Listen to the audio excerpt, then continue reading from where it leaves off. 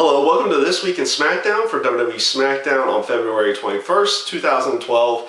And this is obviously being done on a different day because they decided to air Smackdown on Tuesday versus Friday, where they normally do air their Smackdown. This is obviously a special live edition as well. And overall, I typically do like these Smackdowns being live and everything. Maybe that's only because at that point I haven't had a chance to read the spoilers or anything like that before the show actually airs. Maybe it gives a better feeling for the show, the fact that it was live. You didn't exactly know what was going to happen next, where on Smackdown on Fridays you typically will know what's exactly going to happen next because you might have read the spoilers beforehand. But all in all, this show, it was pretty good. It wasn't anything overly great. You did have an extremely good match with Daniel Bryan and CM Punk. I'll get into that a little bit later. I did like the way they started off the show with Daniel Bryan coming out and doing his deal about talking up Sheamus and everything. It was and I also like the interaction and the bringing out of the Miz here at this point in time, because you haven't seen any interaction with them since they've changed everything up with Miz and Daniel Bryan.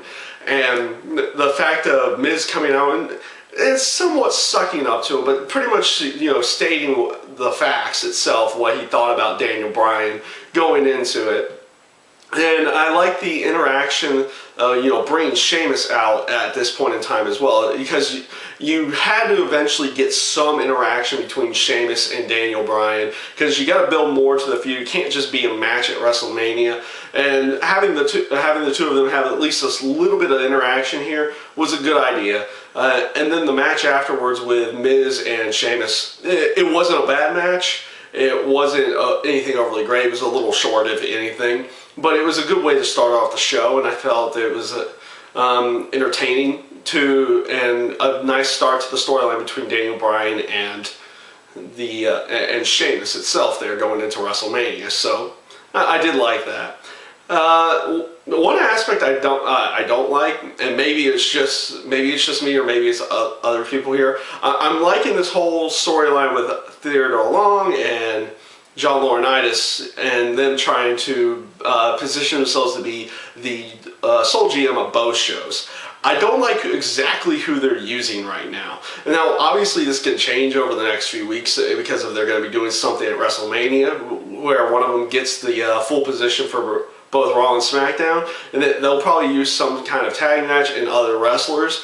But the fact they're using David Otunga and Ezekiel Jackson at this point in time, I really don't get why they're using either one of those. So I can see why you have Otunga, but I don't see why Ezekiel Jackson at this point in time, because I mean he's not all that great in the ring. They kind of nixed his push to begin with. So why are they? I mean, this isn't an overly glaring big storyline, but why would they use him in a somewhat important storyline here like this? I haven't liked really both their matches that they had this week. They haven't been all that great. They've been short, and maybe it's just a way to build up Otunga to going into WrestleMania. I'm not exactly sure they're going with it, but we'll see where they're going to go with that in the near future, because like I said, I like the whole aspect of both GMs jockeying for position to become the sole GM of both shows. And so I want to see where that goes here in the future. Hoping they just get some different people going into this one. Another area that I didn't feel like was even necessary for the show was having Great Khali versus Drew McIntyre. Obviously, they're still going with Drew McIntyre being on his losing streak, and this will eventually lead into some kind of character change for him. Whatever character change that's going to be, who knows, but they're going to have some kind of character change. He might go face, he might remain heel at that point in time, but we'll see where they actually go with that. But they obviously are still wanting to use Drew McIntyre in some way, shape, or form.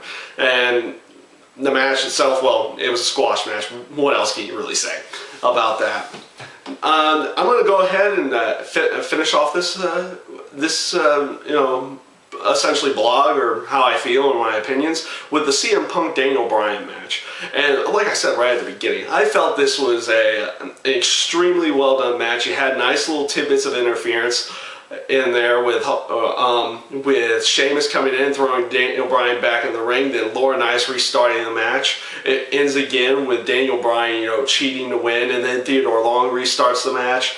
And this eventually leads to both of them pinning each other. I think this was actually a good idea here to have them both pin each other in the end, because you don't really want either of the champions looking too weak going into WrestleMania.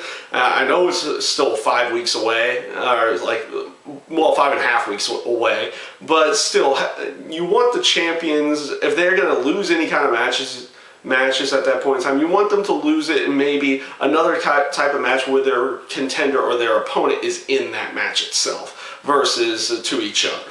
So it was nice. It was a well-rounded, great bell-to-bell match, at least in my personal opinion. Then again, it's both of these guys working, so you can't expect anything less than just a great match to begin with. And having that little ending there where they both pinned each other, and the bickering between John Laurinaitis and Theodore Long, I think it worked out perfectly. And honestly, it pretty much did show why did they even bother with David Otunga and Ezekiel Jackson earlier in the night, when they could have easily gotten this their storyline across by doing what they did at the end of the show here. So.